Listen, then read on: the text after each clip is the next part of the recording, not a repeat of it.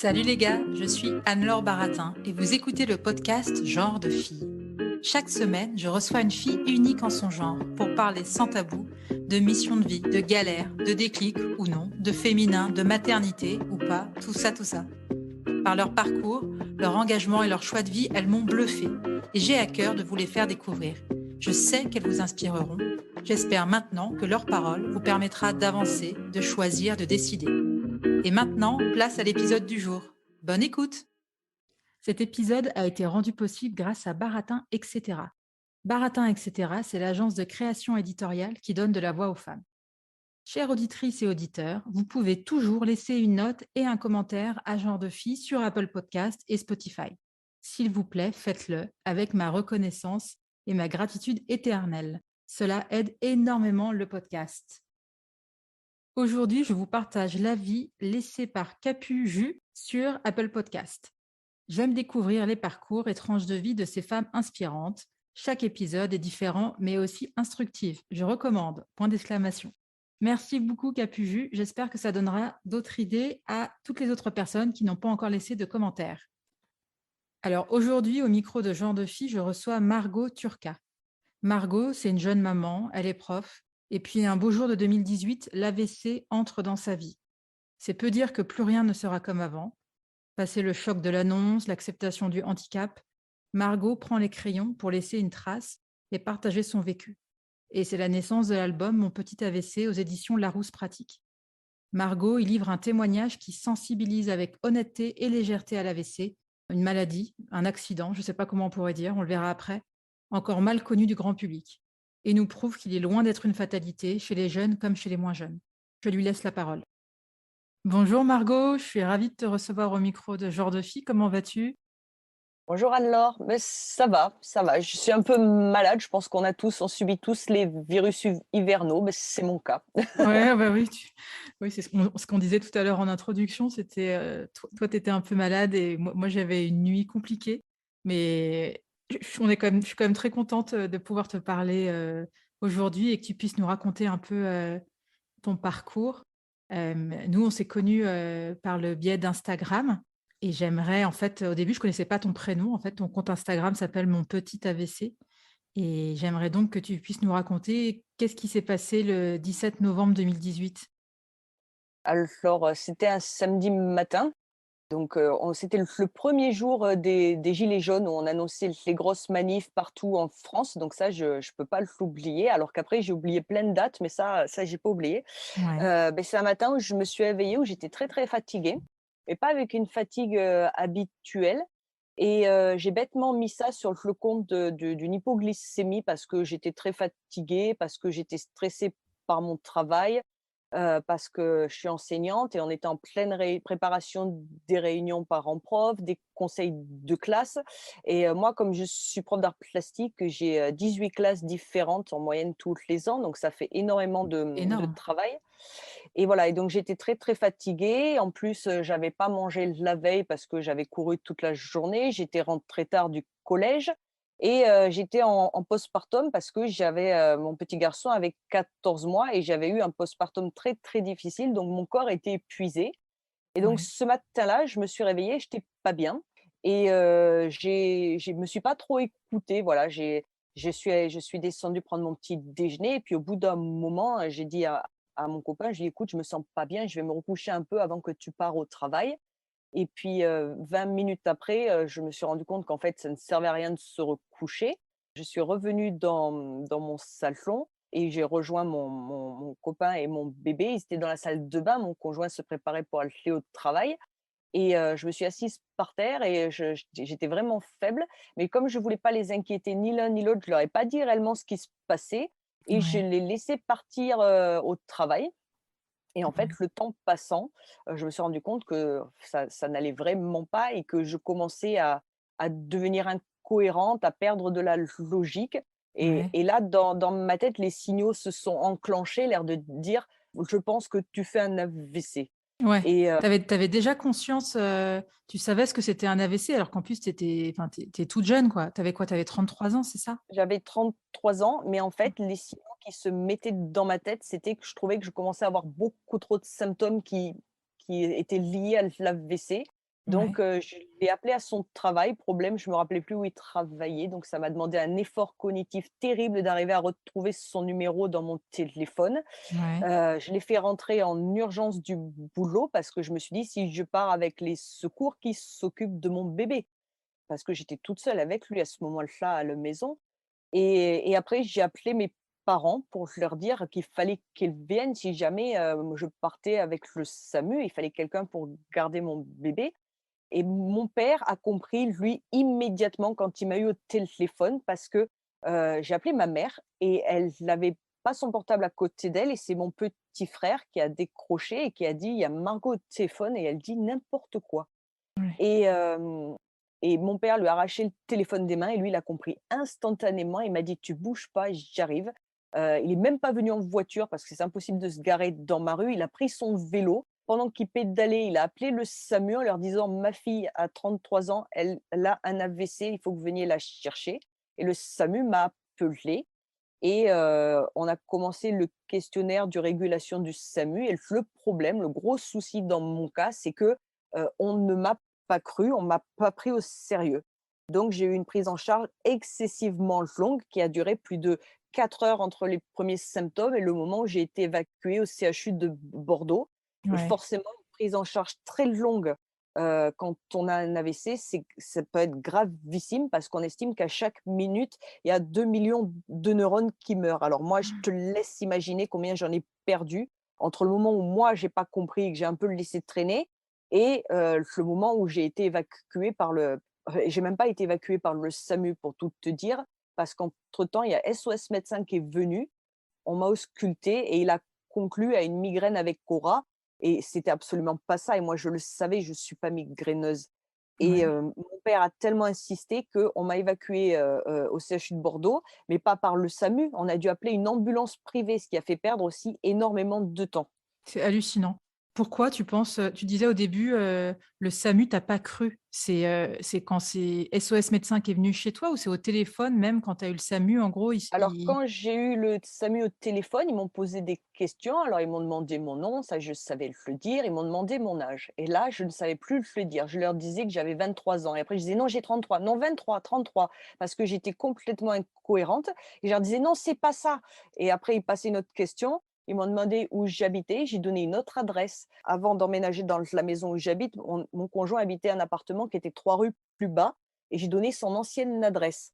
Et j'avais beau me corriger, dire: «Mais en fait, c'est pas la bonne adresse», ils m'ont pas cru et ils m'ont posé des questions bateau, genre: «Qui est le président?» Alors là, j'avoue que j'ai eu un léger doute, Ouais. mais j'ai été capable de le dire et voilà et ils ont conclu: «Ah bon, vous avez, vous faites une migraine, j'appelle, SOS Médecins, ils vont venir vous voir». Par contre, SOS Médecins, lui, il m'a vraiment vu, il m'a vraiment auscultée et il s'est pas rendu compte de la gravité du truc. Alors que mon père, lui, il avait compris, mais instantanément, quoi. Il le voyait combien je galérais et c'est pour ça qu'il a insisté en disant: «Non, non, non, sur mes 4 enfants, il y en a 3 qui sont migraineux, elle l'est pas, donc c'est pas ça, c'est pas une migraine, faut l'envoyer au CHU». Parce que ça arrive des migraines où on délire un peu? Voilà, c'était des migraines avec aura où on peut Ouais. avoir des symptômes qui ressemblent à l'AVC avec de l'incohérence, avec des troubles de l'élocution parce que moi, à ce moment-là, je commençais déjà à quasiment plus parler Ouais. et en fait, il y a un peu un cliché qui est associé aux femmes, c'est que on n'envisage jamais en première instance que ça peut être un AVC. On met toujours ça sur d'autres causes, les règles, les hormones, le postpartum, voilà, on va s'imaginer plein de trucs et puis on a un peu ce cliché d'imaginer que les femmes, elles sont douillettes, donc c'est pas forcément un voilà et on s'imagine aussi que l'AVC n'est pas une maladie qui touche les femmes, ce qui Ouais. est une monumentale l'erreur parce que l'AVC, c'est la première cause de mortalité féminine. Donc voilà, donc c'est plein de petits éléments comme ça qui mis bout à bout, ont fait que j'ai eu une très mauvaise prise en charge. Et alors attends, ça on y reviendra après sur le fait, quand tu es une femme et que tu fais un AVC, on a l'impression que c'est un peu la double peine. Donc là on t'emmène finalement à l'hôpital et à l'hôpital, là, ils arrivent, ils diagnostiquent l'AVC? Alors, quand je suis arrivée au CHU de Bordeaux, ce que j'ai tendance à dire, c'est que j'ai pas été soignée au CHU de Bordeaux, j'ai été chouchoutée. Ouais. Ils se sont occupés de moi, mais vraiment, c'est incroyable ce qu'ils ont fait pour moi. Ils m'ont fait passer une IRM quand je suis arrivée et puis quand on m'a donné le diagnostic, il m'a dit: «C'est un infarctus cérébral, c'est ce qu'on appelle un AVC ischémique» et là, je lui ai dit: «Ah, c'est que ça?» et il Ouais. m'a dit: «Mais vous avez pas compris?» Je dis: «Si, si, j'ai compris, j'ai fait un AVC, je suis pas morte, c'est cool». Et Ouais. ça l'a désarçonné parce que ce médecin, il avait sensiblement mon âge et je pense et qu'il s'est dit: «Mais elle comprend pas le truc». Mais moi, en fait, j'étais juste hyper contente de pas être morte. Ouais. Ça m'ait Est-ce que pas tuée. est-ce que tu savais déjà à cette époque, parce que c'était un AVC? Enfin, tu Ouais, savais les ouais, d'accord, tu étais déjà en fait renseignée là-dessus? ouais, je savais parce que, en 2007, quand j'ai préparé mon concours pour devenir prof, ma grand-mère a eu un AVC, mais un AVC très, très léger. Elle a eu aucune séquelle, mais elle a fait une crise d'aphasie où elle parlait pas bien et pareil, elle était avec mon père à ce moment-là et lui, il a compris de suite, il a appelé le pompier, elle a été évacuée, elle avait été hospitalisée quelques jours et elle avait eu aucune séquelle. Donc ça, je savais et puis après, malheureusement, mon frère aussi a fait un AVC, mais pour une raison totalement différente de la mienne. C'est le pur hasard statistique, donc Ouais. forcément j'y ai été sensibilisée et ensuite dans le cadre de mon travail, j'avais passé, le brevet des premiers secours et comme c'était juste après l'accident de mon frère, j'avais demandé à travailler justement sur cette question de l'AVC et j'étais tombée là-dessus à l'examen parce que c'était quelque chose qui me faisait très, très peur et en fait, du coup, quand ça m'est arrivé, ben, je savais tout, quoi. Ouais. C'est assez fou la probabilité, que tu sois autant, renseignée, sur, alors je sais pas, c'est non, un accident, c'est plus un accident qu'une maladie? Non, c'est pas une Alors maladie oui, un parce que AVC? ça s'appelle un accident vasculaire cérébral, Ouais, mais après comme ça s'installe de manière chronique avec les séquelles, moi j'ai tendance à dire que je suis malade. Voilà. ouais, et donc là, à l'hôpital, tu as été chouchoutée. Combien de temps Mmh. tu es restée à l'hôpital? Comment ça s'est passé? Alors, je suis restée, 3 ou 4 jours en soins intensifs, là je me rappelle plus exactement, à l'UNV de Bordeaux, donc c'est l'unité de neurovasculaire. Donc Bordeaux, c'est une des meilleures de France, donc j'ai vraiment eu beaucoup de chance. Là, j'ai été chouchoutée parce que j'ai eu une aide-soignante formidable, Virginie, qui s'est occupée de moi, mais vraiment, de manière incroyable et après j'ai été transférée dans les étages, de neuro, mais pas de neurologie parce qu'il y avait plus de place, parce que voilà, ça c'est la case de l'hôpital public, il y a de moins en moins de lits. J'ai Ouais. été transférée dans les étages de neuromusculaire et là-bas, j'y suis restée, une dizaine de jours avant d'être, envoyée en centre de rééducation. Parce qu'en fait, quand on doit partir en centre de rééducation, il faut attendre qu'une place se libère quelque part. Donc j'étais sur liste d'attente sur 2 centres de rééducation à Bordeaux et on m'a mis dans le 1er où il y avait une place pour moi et j'y suis rentrée, fin novembre au centre de rééducation et Ouais. j'y suis restée hospitalisée en hospitalisation continue pendant 5 mois. Donc tu es restée Voilà. là-bas, enfin tu dormais là-bas pendant 5 Voilà, je mois? Ouais. vivais là-bas pendant 5 mois. J'ai vécu dans ce centre de rééducation. J'avais le droit d'y sortir que le week-end parce qu'ils ont cette sensibilité aussi de dire qu'il ne faut pas que le malade, s'il est en capacité de revenir avec lui chez lui et qu'il est aidé un peu chez lui, il ne faut pas qu'il soit coupé de son quotidien. Donc moi, c'était pour que je voie quand même mon bébé. Donc je rentrais à la maison les samedis aux alentours de 11 heures et je repartais au centre de rééducation le dimanche aux alentours de 18 heures. D'accord, et pendant ces 5 mois, en gros, quand tu arrives, on te dit, tu sais pas combien de temps tu restes ou tu sais que Non. tu ouais, On ne d'accord. sait pas, c'est le grand mystère, c'est en fonction de l'évolution des séquelles et de la prise en charge et de la rééducation.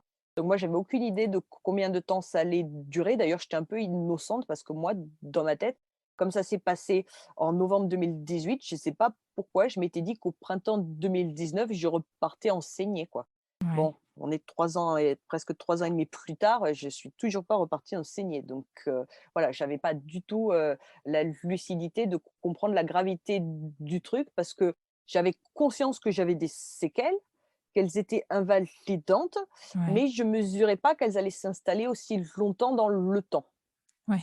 Ah, tu veux dire, c'est qu'en gros, oui, c'est ce que tu expliquais tout à l'heure, c'est que ça se développe, on peut pas dire à une semaine après ton AVC, c'est ça tes séquelles. En gros, tu découvres un peu tes séquelles, au fur et à Voilà, mesure. voilà. Ouais. Et moi, ça m'arrive encore des fois de pointer aujourd'hui des choses et qu'on me dise: «Ah mais ça c'est» et j'ai: «Ah mais on m'en a jamais parlé quoi» et de découvrir, 2 ans après qu'en fait j'ai une séquelle particulière qu'on n'avait jamais pointée, voilà. Et donc tu es restée 5 mois. Au bout de 5 mois, on te dit, comment ça se passe? On te dit, c'est Alors au bout de 5 mois, on m'a fait passer en hôpital de jour, donc j'allais au centre de rééducation, mais tous les jours et j'y dormais pas et j'ai fait 6 mois comme ça d'hôpital de jour en plus, donc en fait, je suis restée dans ce centre de rééducation pendant 11 mois, ah, à y aller tous les jours. C'était devenu ma deuxième maison et voilà et donc et au bout de 11 mois, ben on m'a sorti du système parce que en fait, il y a aussi des contraintes budgétaires. Il faut laisser de la place à d'autres et après on m'a demandé de poursuivre mes soins, en libéral et depuis, je suis suivie en libéral par plusieurs praticiens qui m'accompagnent dans ma rééducation tous les jours. et est-ce que tu fais encore des progrès aujourd'hui? Maintenant que Oui. c'était ouais, raconte-nous. Oui, oui, ce qu'il y a de bien dans le lave-vaisselle, c'est que tu peux pas tomber plus bas, tu peux toujours que remonter. Donc en Ouais. fait, les progrès, ils peuvent s'étalonner sur des années et il y a des choses qui progressent comme ça, pendant très, très longtemps. Est-ce que tu penses que tu en as parlé, tu disais que tu avais eu un postpartum assez compliqué. En fait, ma question, c'est selon toi, pourquoi on fait un AVC? Est-ce que c'est, au c'est juste, c'est comme ça, il y a un caillot qui c'est ça, c'est un caillot qui se forme dans le cerveau, c'est ça? Et qui Alors bouche, moi, j'ai eu un caillot, un AVC ischémique, c'est quand tu as un caillot qui obstrue une artère de ton cerveau. Et après, il y a un autre type d'AVC, c'est 20 des cas, c'est l'AVC hémorragique, c'est quand une artère pète. d'accord. Moi, mon AVC, il est dû à une malformation cardiaque dont j'avais pas connaissance, qui est un truc hyper commun en fait.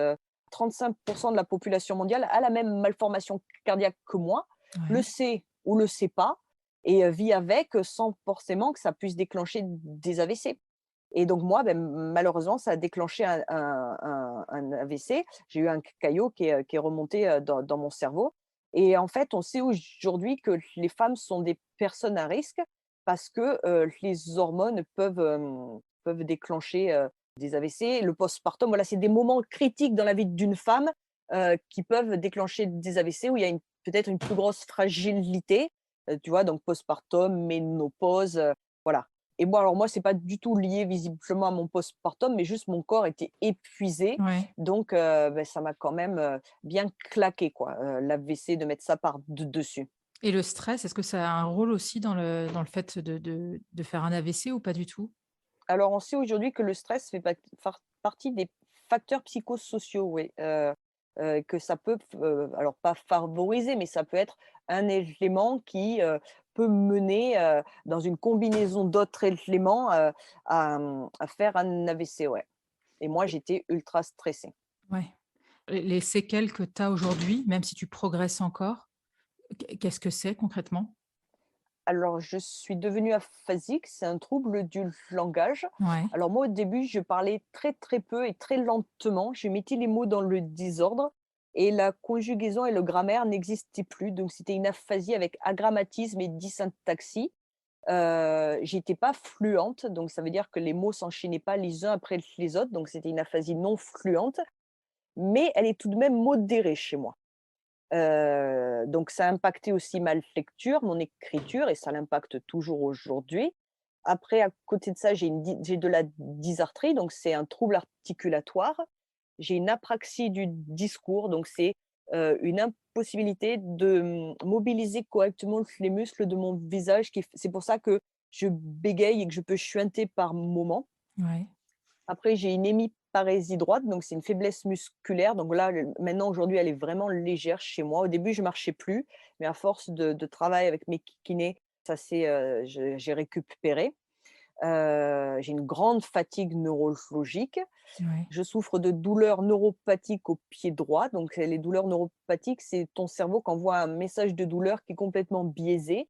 Et donc, moi, j'ai la sensation que mon pied, il est coincé dans un étau, d'avoir les orteils qui sont ligotés, comme si on me passait des aiguilles sous les ongles de pied. J'ai mon pied qui s'engourdit très, très vite si je ne le bouge pas. Selon la température, il peut être soit glacé, soit brûlant. Et quand je marche, ça me fait comme si je marchais sur du verre pilé. Et de temps en temps, j'ai des décharges électriques dans le pied qui remontent.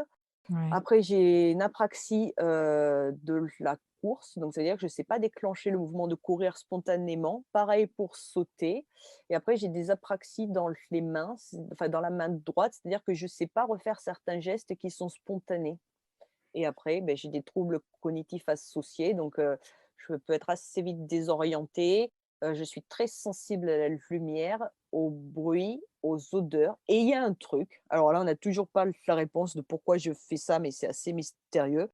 Quand je sature cognitivement, tout d'un coup, il y a comme un pop dans mon cerveau et tout s'éteint et je ne sais plus parler et je fais des D'accord. crises de mutisme et première crise que j'ai fait, j'ai vraiment flippé parce qu'elle a duré 36 heures. Donc je pouvais plus te dire un mot Ouais. et maintenant en moyenne quand j'en fais, c'est une toutes les, 4-6 semaines et elle dure autour de 12 heures.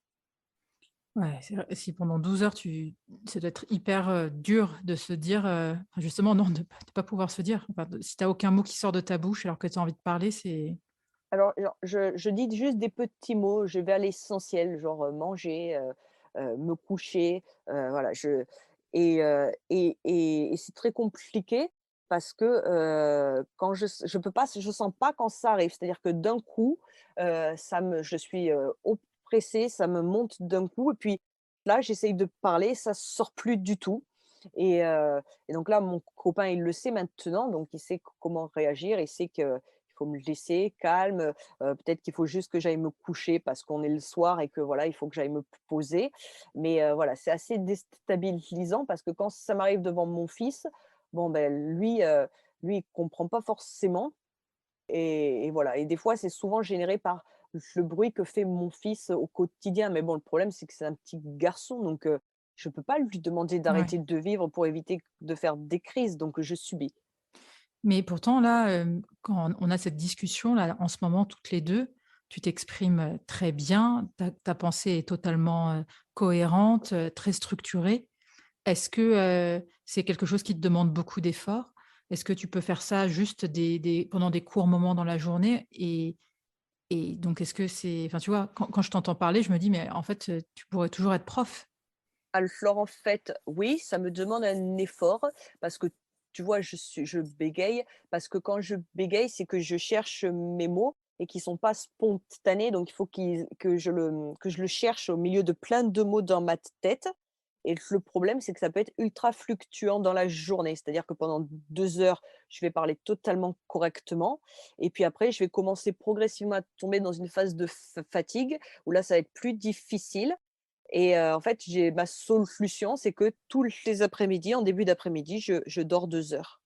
Ouais. Parce que sinon je suis pas capable de tenir, voilà et j'essaye toujours de dormir, et de mettre un réveil avant la sortie des classes pour aller chercher mon fils et que là, la deuxième journée, puisse prendre la suite sans que je sois fatiguée et perturbée pour notre vie quotidienne avec mon fils. Parce que, bah, mon fils, il a besoin d'un maman qui peut l'amener au parc, qui peut faire des jeux avec lui, qui lui lit des histoires. Alors non, en fait, il aime pas que je lise des histoires parce que je lis très mal. Ouais. Donc je te dis ça, mais en fait, je te dis n'importe quoi. Voilà et il a besoin de m'avoir au quotidien et qu'on mène une vie, normale tous les 2. D'où t'est venue, l'envie d'écrire et de faire ce livre, donc qui s'appelle «Mon petit AVC», que tu as dessiné en fait et où tu racontes en Ouais. fait ce qui s'est passé? Comment tu t'es dit: «Je veux en faire un livre»?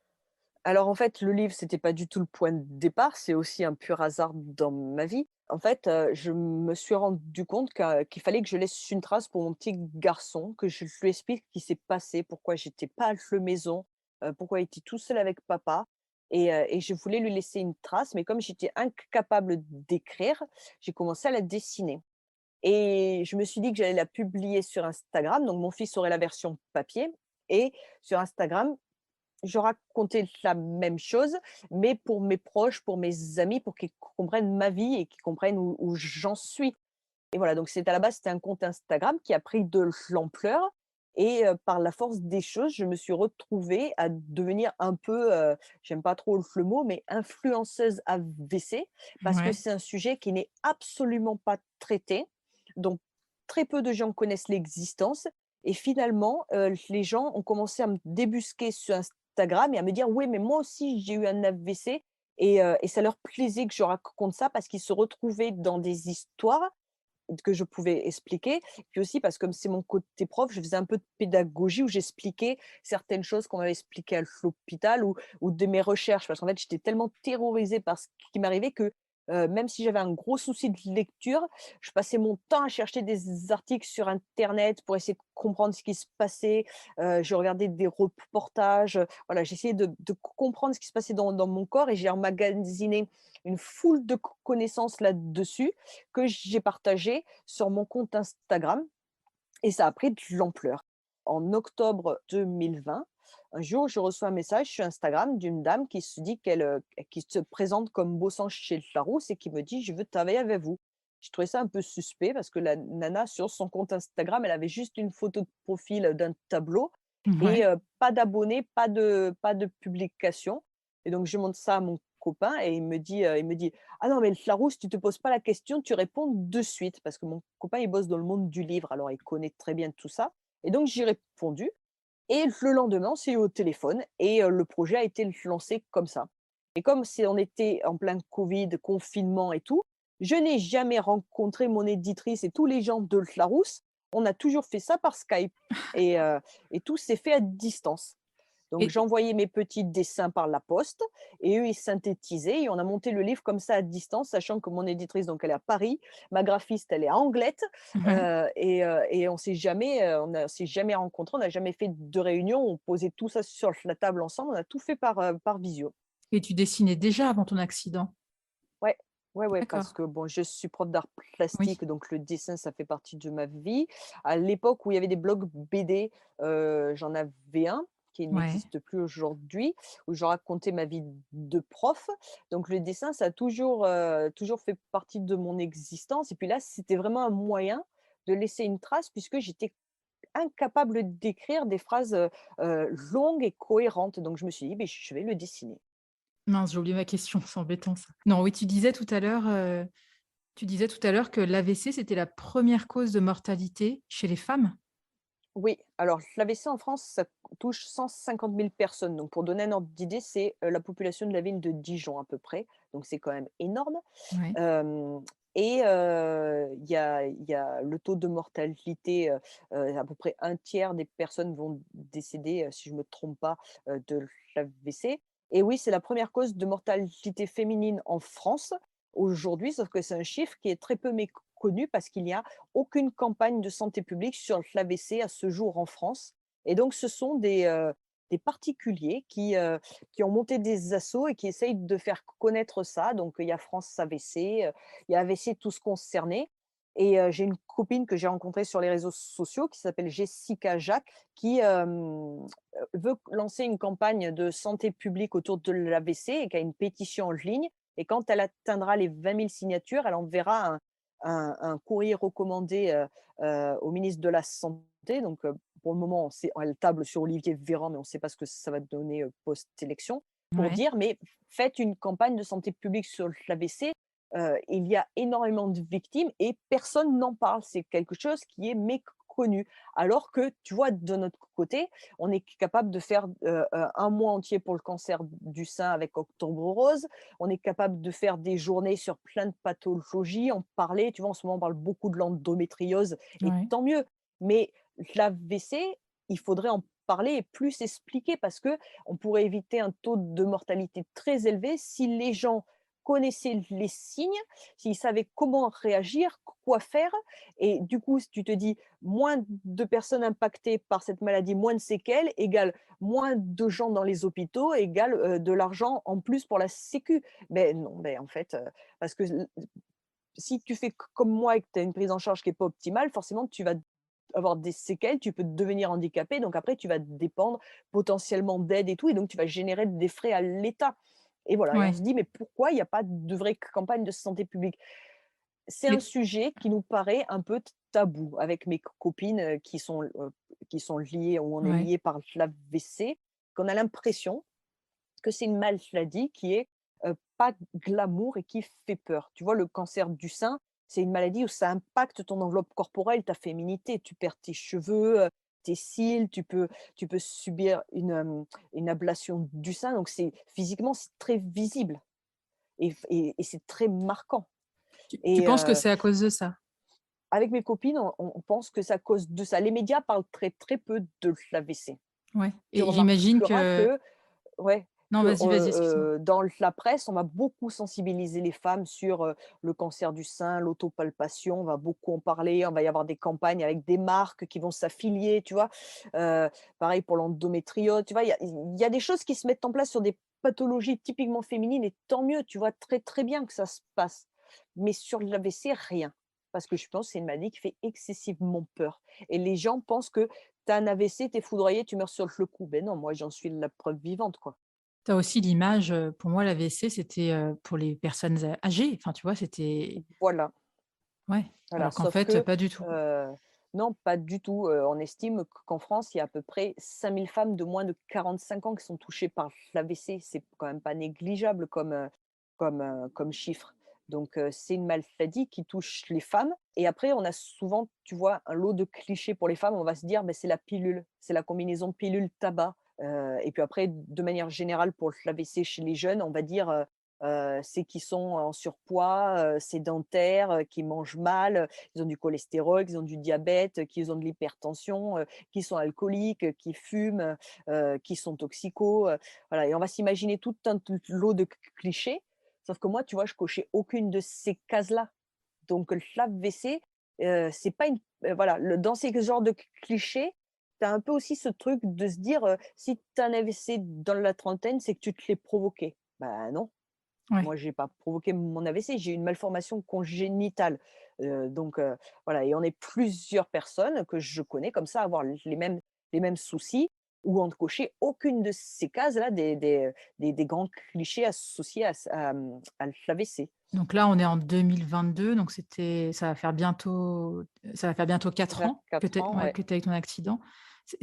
Quelles rencontres, t'ont le plus marqué, en fait, depuis l'accident? Alors moi, j'ai eu la chance d'avoir été très, très bien prise en charge dans le centre de rééducation. Mes soignants, moi, je pense que je leur dois tout, hein. Ils se sont défoncés pour moi parce que forcément, j'étais la seule à avoir 30 ans en neuro et avoir un AVC. Il y avait un garçon, avec moi, qui avait 37 ans et qui avait eu un AVC massif, mais lui, lui, il cochait malheureusement les cases de diabète, cholestérol, sédentarité, surpoids. Donc, Ouais. voilà, c'était un truc qui allait lui arriver par la force des choses peut-être pas à 37 ans, mais s'il continuait à mener cette vie-là, plus tard, bon, ben, voilà, c'était le pauvre, malheureusement, c'était un peu écrit dans sa destinée.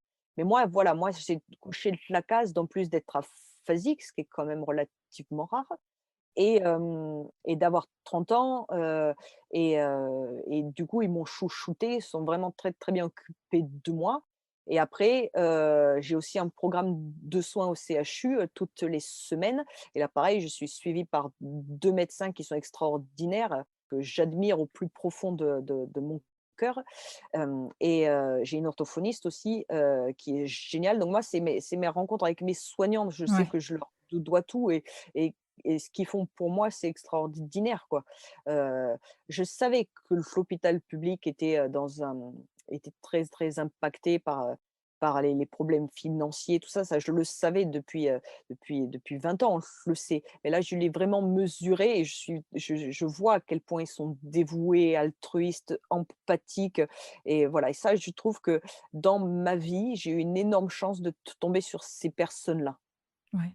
Où est-ce que tu en es aujourd'hui, professionnellement? Est-ce que tu as le souhait de te dire, «J'aimerais recommencer à travailler»? Est-ce que c'est un truc, où on fait forcément le deuil? Où est-ce que tu Alors en es? c'est particulier parce que, j'ai compris assez vite que ma vie allait changer. En fait, je l'ai compris le 17 novembre quand je suis entrée dans l'ambulance, hein, que ma Ouais. vie allait complètement changer. Mais, j'ai pas mesuré de suite ce que ça allait impacter. En fait, j'étais en congé de longue maladie, donc le congé longue maladie, c'est maximum 3 ans et assez vite, je me suis dit: «De toute façon, au bout de 3 ans, il est hors de question que tu aies plus de source de revenus et que tu sois mise en invalidité et que tu vives avec, 800 balles par mois, et avec le salaire de mon conjoint qui est pas forcément très élevé». Je me suis dit: «On a un garçon, il est hors de question que sa vie soit impactée, je veux pouvoir lui offrir une vie décente». Donc je me suis dit: «Il faut que je retravaille le plus vite possible» Et donc, j'ai commencé le cheminement pour le retour à l'emploi. Alors, tout le monde me disait: «Mais vous êtes trop stressé, vous y prenez trop tôt, c'est pas le moment», et moi, je sais pas, j'avais une sorte de voix intérieure qui me disait: «Attends, attends, attends, attends, c'est la fonction publique, c'est l'administration, je pense qu'il est jamais trop tôt pour se lancer là-dedans». Effectivement, j'ai bien fait de me le lancer au moment où je l'ai choisi parce que entre le moment où j'ai commencé les premières demandes et le moment où ça a abouti, il s'est passé quasiment 18 mois de dossier à faire, avec des semaines où je passais 7 heures par jour à faire ces foutus dossiers. Oh. Hem et donc je suis passée par des commissions d'expertise, par des rencontres avec des gens en centre de réadaptation, par des entretiens. Enfin, ça a été moi, je l'ai vécu comme une humiliation, vraiment, parce que, tu dois toujours prouver que tu es handicapé et pourquoi tu veux retravailler. Moi, mon objectif, c'était de continuer à rester prof et de travailler au CNED, donc le Centre Ouais, national de à distance. l'éducation à distance, voilà.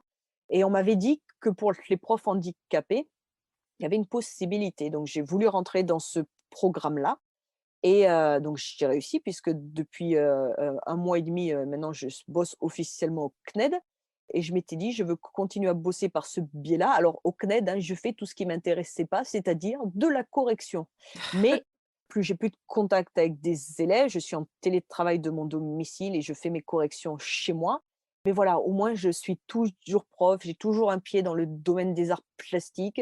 Je gagne un salaire décent parce qu'en fait, quand tu en congé longue maladie, alors là, je parle pour ce que je connais, hein, la fonction publique.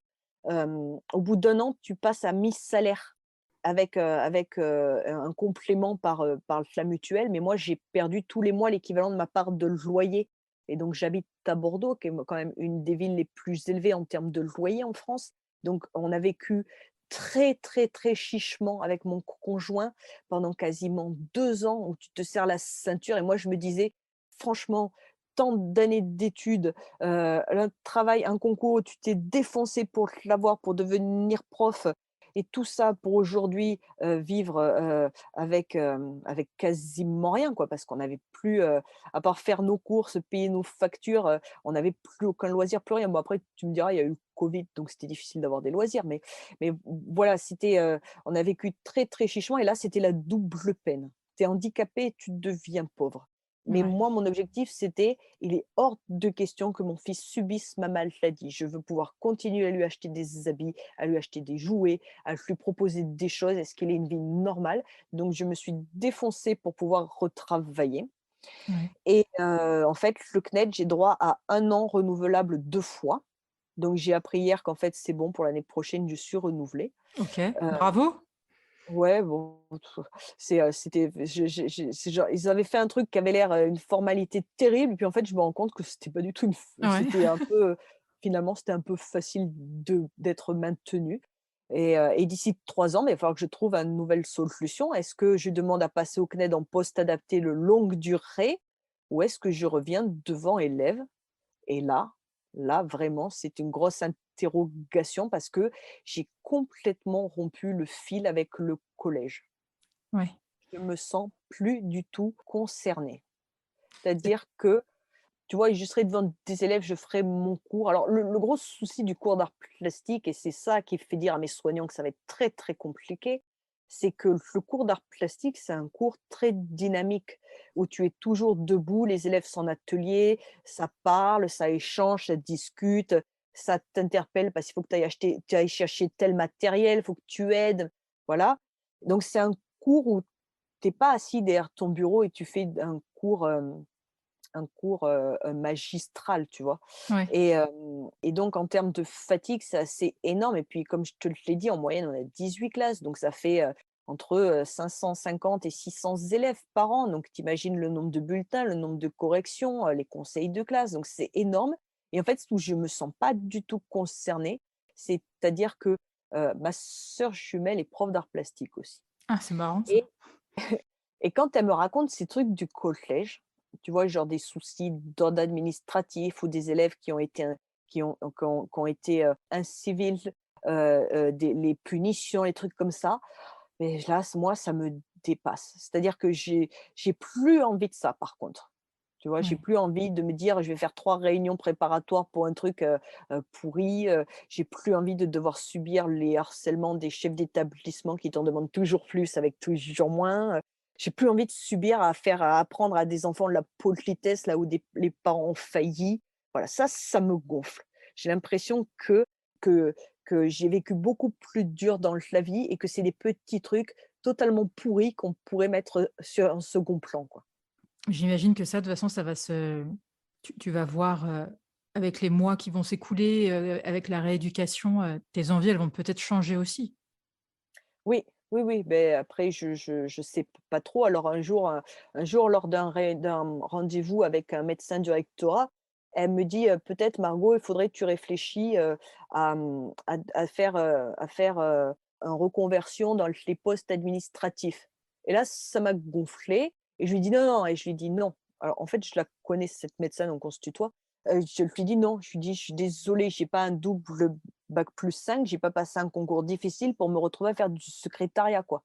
Donc, Ouais. je dis: «Non» et là, elle me dit: «Mais tu vois, Margot, tu es déjà fermée à une possibilité». Je lui dis: «Oui, parce qu'en fait, non. Je veux dire, si j'avais voulu être secrétaire, j'aurais fait un BEP secrétariat». Mmh. Et voilà, je dis: «Moi, aujourd'hui, j'ai pas envie de ça dans ma vie». Je dis: «Moi, j'ai eu le CAPES, j'avais 22 ans, c'était, voilà», j'ai dit: «Moi, c'était mon rêve de gosse et j'ai tout fait pour l'avoir et j'ai pas envie, tu vois, qu'on me dit, ah, alors attends, j'aurai, 38 ans, qu'on me dit: "Ah tiens, tu deviens secrétaire". Non, ça j'ai pas envie de ça. Moi, faire des tableurs Excel et de la paperasse, c'est pas mon envie». On va passer aux petites questions de la fin, Margot. Alors, je ne sais pas si tu connais Annick Cogent, qui est journaliste au Monde et qui fait justement des portraits de femmes. Elle pose Mmh. souvent cette question à ses invités. Enfin, elle leur demande de compléter la phrase: «Je ne serais pas arrivée là si». Bah, si j'avais pas fait des bonnes rencontres. Ouais. Si j'avais pas rencontré des médecins empathiques, altruistes, qui m'avaient soutenu, qui ont cru en moi, qui m'ont poussé à poursuivre mon petit AVC, qui étaient hyper contents quand je leur ai dit que je signais avec Larousse. Ouais. Voilà, c'est des j'en serais pas là grâce aux belles rencontres et puis aussi, lors de mon hospitalisation au CHU, j'ai été hospitalisée dans la même chambre qu'une vieille dame qui s'appelait Simone, dans mon livre, elle s'appelle Solange Simone, c'est un rayon de soleil et vraiment cette rencontre a été déterminante parce que elle m'a foutu un énorme coup de pied aux fesses, quoi. Ouais. Qu'est-ce qui t'anime? Bah, l'envie de faire connaître l'AVC parce que moi je me suis retrouvée tellement seule face à cette maladie, il y avait tellement aucune info que je me dis: «Mais pour les gens qui sont dans mon cas comme moi, jeunes, qui devraient pas faire un AVC à cet âge-là, qui sont totalement perdus, qui ont peur, il faut les aider, il faut qu'on se tende la main» et voilà et j'ai envie qu'on partage cette expérience, j'ai envie que les pouvoirs publics se bougent, j'ai envie que les médias se bougent aussi et parlent de cette maladie et que ce soit plus un tabou. Voilà, j'ai envie de faire avancer cette cause-là. Alors je suis personne, hein, c'est-à-dire que Il moi, faut je pas suis une dire ça, petite prof d'art faut pas dire plastique. ça, hein. Si tu compares par rapport aux gens qui sont vachement suivis, tu vois, par exemple, je pense à Émilise Brunette qui, quand elle a annoncé son cancer du sein, beh, elle avait tellement de followers elle a eu un impact énorme sur le cancer triple négatif, Ouais. et j'admire ce qu'elle a fait, tu vois? Mais moi, je suis personne, tu vois? J'ai 23 000 abonnés, je suis une goutte d'eau dans l'océan. Mais j'ai envie de continuer ce combat-là, j'ai envie d'aider d'autres personnes et des fois, on me dit: «Maintenant, aujourd'hui, tu parles que de ça», mais c'est ma vie aujourd'hui. Ouais. Ma vie, elle a été foutue en l'air ce 17 novembre 2018 et je voudrais éviter à des gens de subir ce que j'ai subi moi. Et qu'est-ce qui te met en colère ou peut t'agacer? Alors je suis quelqu'un de très colérique, mais ça, je l'étais de base et c'est bien accentué par l'AVC. Je suis très, très en colère contre l'injustice. Ça, c'est un truc, je supporte pas l'injustice. D'ailleurs, la veille de mon AVC, j'ai fait une colère terrible alors que ça m'arrive jamais, sur 2 élèves qui avaient eu des propos homophobes et apparemment j'ai crié tellement fort qu'on m'a entendue dans tout le collège. Ouais. Ce qui est suffisamment rare pour être signalé. Et voilà, donc je déteste tout ce qui est l'injustice, tu vois? Le Ouais. racisme, l'intolérance, heu, le fait qu'on soit centré sur ces petits problèmes et qu'on s'ouvre pas au monde et qu'on se rende pas compte qu'il y a plus difficile, plus dur. Je déteste les gens qui refusent de tendre la main quand il y en a besoin et qui sont focalisés sur leur petit nombril. Ça me met en colère. Voilà. Est-ce qu'il y a une femme que tu aimerais entendre au micro de Genre de fille? Alors ça va peut-être faire un peu cliché, ce que je vais dire, mais moi je pense à ma sœur jumelle. Donc, D'accord. ma sœur jumelle, donc elle est prof, dans un collège rural REP+, donc ça veut dire réseau éducation prioritaire plus, ça veut dire qu'il y en a vraiment besoin Ouais. et donc elle est prof d'art plastique comme moi et c'est quelqu'un qui est très, très engagé, dans les questions d'égalité homme-femme et de respect, d'autrui et des inégalités, des différences et d'ailleurs, elle a monté tout un module comme ça dans son collège. Elle a reçu un prix là-dessus aussi. Alors je peux plus te dire le prix, j'ai oublié le titre, mais c'est genre, C'est pas grave. l'enseignant exemplaire, voilà. Franchement, s'il y a quelqu'un qui mérite les palmes académiques, c'est ma sœur, hein Ouais. et tu vois, là, dans la semaine, c'était le 8 mars, elle est tellement investie qu'elle a imprimé pour tous ses élèves, elle leur a fait des cartes imprimées avec une femme connue, qui a changé quelque chose dans le monde. Donc elle s'est cassé les pieds à dessiner des visuels, à les imprimer, à les plastifier, à les couper, à faire pour chacun élève un personnage différent. Elle monte vachement de projets, elle se défonce et tu Ouais. vois les profs comme ça dans les médias, on en parle très peu. C'est Ah, dans vrai. les médias, on va te parler des taux d'absentéisme pour les grèves, des ceci, de cela. On va jamais te dire là, tous ceux qui se défoncent et qui sont comme ma sœur et qui se battent, alors qu'objectivement, un prof, ça gagne quand même pas bien sa vie et que ça compte pas ses heures. Mais tu vois, mettre en avant des gens comme ma sœur, je pense que ce serait important pour que le grand public se rende compte qu'il y a, qu'il y a des gens qui se bougent. Et le truc en plus avec ma sœur, c'est qu'elle est hyper humble. C'est-à-dire qu'elle Ouais. va pas en parler, elle va pas s'exposer, elle va pas dire: «J'ai fait ci, j'ai fait ça», pour elle, ça lui paraît normal. C'est-à-dire qu'elle se dit: «Je suis prof, j'ai cette mission d'éducation». Alors elle a sa mission d'éducation, c'est les arts plastiques, l'histoire de l'art, mais elle va plus loin que ça et donc dans son collège rural défavorisé et elle donne tout pour ses élèves, voilà. D'accord. Et la question de la fin que je pose à toutes mes invitées, quel genre de fille es-tu, Margot? Je pense et alors c'est peut-être ça va peut-être paraître un peu orgueilleux, je pense que je suis quelqu'un de profondément gentil. C'est-à-dire que je suis pas le genre de personne, à faire, à faire des crasses, des coups dans le dos, tout ça, voilà. Je suis plutôt le genre de personne à vouloir aider, à vouloir tendre la main. Souvent mon copain me dit: «Tu as encore trop fait, tu t'es fait dépasser et tu vas te prendre un revers de bâton et ça va te faire vachement de peine de pas avoir de retour, par rapport à l'investissement donné». Mais, voilà, moi j'ai envie d'aider les autres. Je pense que je suis quelqu'un d'hyper honnête. Je sais pas mentir. C'est D'accord. je peux pas, si je peux mentir par omission parce que c'est pas vraiment un vrai mensonge. Je sais que je vais pas blesser la personne, mais mentir comme ça à quelqu'un, j'en suis pas capable.